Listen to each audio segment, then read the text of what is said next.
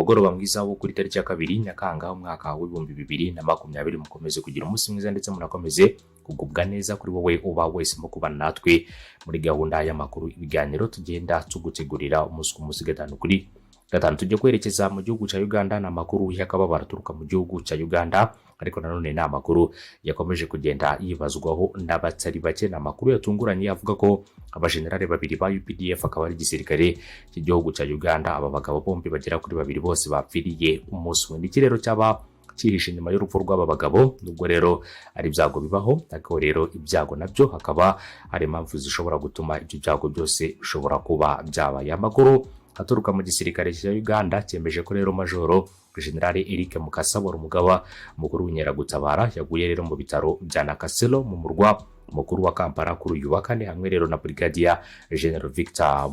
Maregano Twesige we rero wanyereye mu bwiyuhagiriro aza guhita yitaba Imana. Ikindi kandi nuko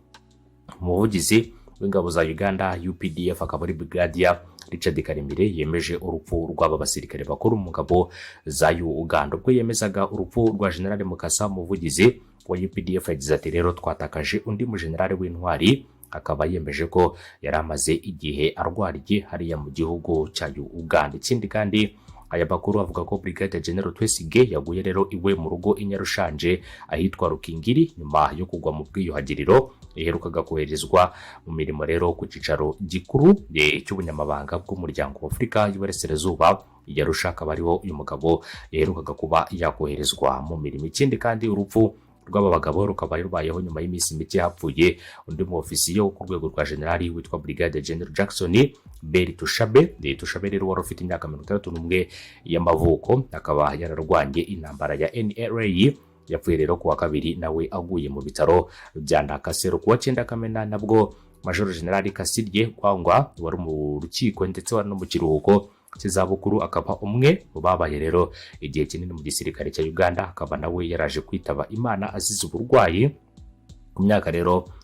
68 y'amavuko. General Kasige nawe yaguye mu bitaro bya Nakasero nawe rero yavurirwaga nyuma y'uburwayi bwamufashe muri Mata uyu umwaka. Ibinyamakuru byo muri Uganda bikaba byatangaje ko undi musirikare mukuru muri Uganda ariwe Colonel Samuel Nkela ushinzwe ibikorwa mu ishami rishinzwe kongera ubushobozi nawe arembeye muri ibi bitaro bya Nakasero mu murwa mukuru i Kampala. Urumva ko uburwayi bukomeje kwibasira abagabo bakomeye cyane mu gihugu cya Uganda. Andi makuru tugufitana mu gihugu cy'u Rwanda nuko ingabo z'igihugu cy'u Rwanda arizo za RDF zageneye impano y'amagare y'abakuru b'imidugudu mu mirenge ikora kuri Nyungwe uko rero amakuru aturuka mu karere ka Nyaruguru abitangaza ubuyobozi bw'ingabo z'u Rwanda RDF ku rwego rw'igihugu bwageneye abayobozi b'imidugudu mu ntara y'amajyepfo mu karere ka Nyaruguru amagare bemerewe na Perezida Kagame nk'ishimwe kubera uruhare rwabo mu kubungabunga umutekano. Muri iki gikorwa cyabereye mu murenge wa Ruheru akagari ka Kabere akaba rero ari hamwe mu aba bayobozi bahawe amagare n'abayobozi b'imidugudu bagera kuri 93 baturuka mu mirenge ikora ku ishyamba rya Nyungwe ariyo rero Ruheru, Nyabimata, Muganza ndetse na Kivu. Iki gikorwa kikaba cyitabiriwe n'umunyamabanga nshingwabikorwa w'agateganyo mu ntara y'amajyepfo Bwana Gakire Bobu ari kumwe n'umukuru w'ingabo mu ntara y'amajyepfo akaba ari Major General Ruvusha Emmanuel ndetse rero hakaba hari RPCCCP akaba ari Innocent Kanyamihigo ndetse n'umuyobozi wa RIB mu ntara y'amajyepfo Madamu Kamaramaka Konsole, perezida w'inama njyanama y'akarere ka Nyaruguru Bwana Mungwakunze ndetse rero Bwana Mungwakuzwe Yive na komite nyobozi y'akarere ka Nyaruguru. N'igikorwa rero kigamije kugeza ku bakuru b'imidugudu ubutumwa bw'ishimwe bwa Perezida wa Repubulika y'u Rwanda Paul Kagame akaba n'umugaba mukuru w'ikirenga mu kubashyira ndetse no kubashimira uburyo buzuza inshingano zabo bakangurira abaturage kwitabira gahunda rero zo kwiteza imbere no kwicungira umutekano. Major General Ruvusha Emmanuel wari umushyitsi mukuru muri iki gikorwa yasabye abayobozi b'imidugudu kurushaho gukaza ingamba zo kurinda umutekano no gushyiraho amarondo atari rero ayabaringagiza ati turabashimira ubufatanye mwagaragaje rero ndetse mwanagaragarije ingabo z'u Rwanda hakaba harabaye ndetse nubwo habaga igitero cy'abagizi ba nabi giheruka no mu bindi rero byakibanjirije mukaba mwaragaragaje ubushake bukomeye cyane. Turasaba gukomeza kwirinda ndetse no kurinda ubusugire bw'igihugu mushyiraho amarondo ahamye kandi igihe mugize uwo mukeka mukatumenyesha. Umuyobozi w'akarere ka Nyaruguru witwa Habitegeko François ndetse na Francis yavuze ko rero mu byo u Rwanda rwagezeho muri iki gihe rwashimira ndetse rwinishimira kwibohora harimo no kuba rero ubu ngubu ari igihugu gitekanye. Yagize ati rero mu byo twishimira igihugu cyacu cyagezeho harimo no kuba dufite umutekano kandi igihugu gikomeje gutera imbere. Nsanzimana Fideli, umwe mu bayobozi b'imidugudu bahawe aya magare, yavuze ko ashimye rero iyi mpano kuko izabafasha kugera kuri buri muturage bayoboye. Yagize ati rero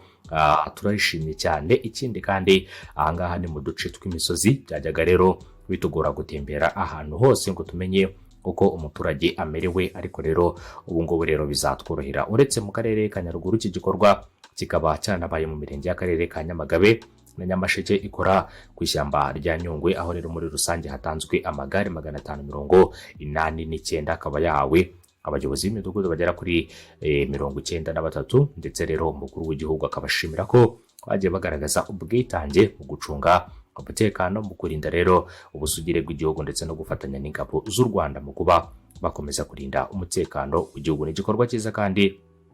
igikorwa cyo gushimwa kuri aba basirikare bagikoze ndetse n'aba baturage bahawe aya magare, kandi twizera neza ko azabagirira akamaro mu bikorwa byabo bya buri munsi. Ikindi kandi mu yandi makuru agezweho muri aya masaha y'umugoroba, nk'uko dukomeza kugenda tubigutangariza umunsi ku munsi, akaba rero ari andi makuru n'ubundi aturuka mu gihugu cy'abaturanyi, hari mu gihugu cy'u Burundi, aho rero amakuru aturuka n'ubundi akomeza kugenda atangaza byinshi bigiye bitandukanye. Urabizi ko ku munsi w'ejo hizihizwaga umunsi wo kwibohora mu gihugu cy'u Burundi, akaba rero ari umunsi w'ubwigenge ku nshuro ya 58. Burundi n'igihugu cy'u Rwanda byizihiriza rimwe umunsi w'ubwigenge, ariko mu gihugu cy'u Rwanda rero umunsi w'ubwigenge ukaba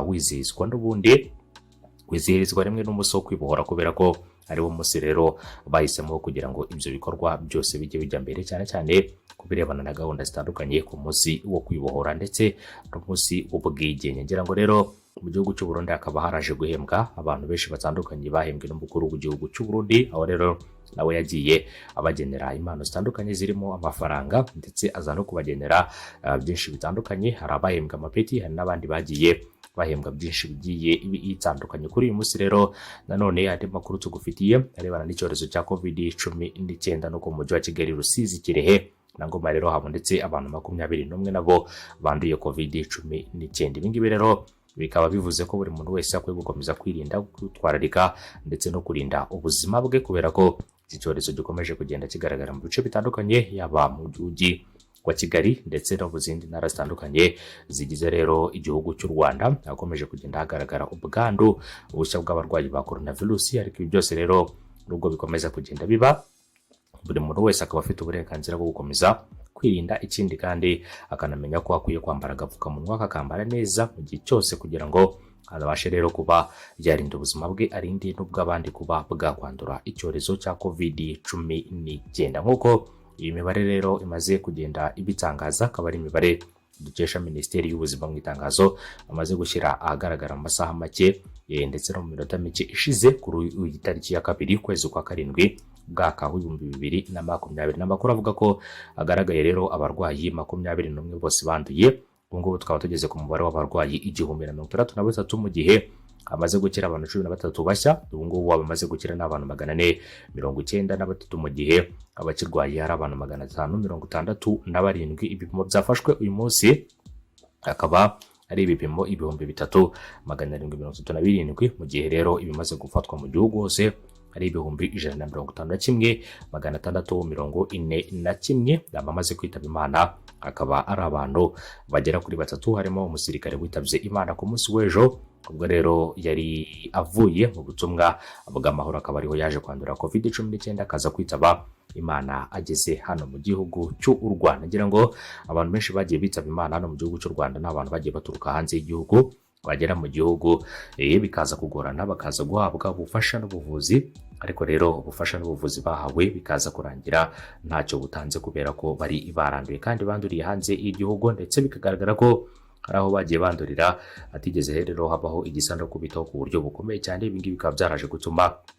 n'ubundi abanduye rero baza kugera hano mu gihugu cy'u Rwanda, bigasa naho rero inzogera yamaze kwirenga, abenshi bakaba bahita bitaba Imana. N'abantu 3 bamaze kwitaba Imana kuva icyorezo cyagaragara mu gihugu cy'u Rwanda, navuga ko inzego z'ubuzima, navuga ko igihugu cy'u Rwanda cyakoze ibishoboka byose kugira ngo gikomeze kurinda ubuzima bw'abenegihugu, kubera ko kuva iki cyorezo cyagaragara mu kwezi kwa gatatu hano mu gihugu cy'u Rwanda, ntabwo rero ari ibintu bisanzwe ko hashobora kuba haranduye abantu bagera ku 1000, ariko mu bantu 1000 bose bagiye bandura hakaba bamaze kwitaba Imana abantu bagera kuri 3 gusa. Tuvuze ko inzego z'ubuzima zakoze akazi kazo kandi zigakora neza, ntabwo twaba tubeshye, kubera ko ibyakozwe byose biragaragara ko ari ibintu byakozwe neza kandi biragaragara ko bigenda bitanga umusaruro umunsi ku munsi, nubwo abacyandura bakomeje kugenda bagaragara. Umunsi mwiza, ni byiza kuri Mwe Spy by inkuru zacu nakagaruka.